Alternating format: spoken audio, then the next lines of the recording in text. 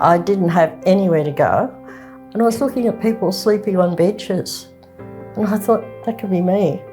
We know that every night across Australia, more than 100,000 people are homeless. We know that 65,000 of them are women, and we know that older women are becoming homeless at increasing rates. The scale of the housing crisis around the country is so great that for the next decade, a significant amount of time, effort and funding is going to be required from governments, developers and others. And whilst this significant effort is underway, we see meanwhile use housing presenting itself as an immediate solution for a fraction of the cost.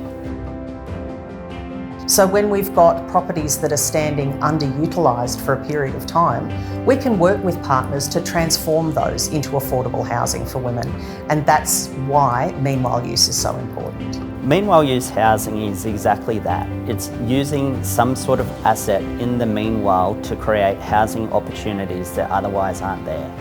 So there is a variety of assets that can be relatively easily converted into housing to provide that safe place for people to call home that otherwise wouldn't be able to. Typically these assets are very specialised and very hard to repurpose for any other use. So being able to have a lease in place with a meanwhile use, activating that space for a short period of time enables us to offset a significant portion of our outgoings or holding costs. So being able to support women who have contributed to their families, to their communities, to their jobs, and who then risk homelessness in older age, well, that's not okay.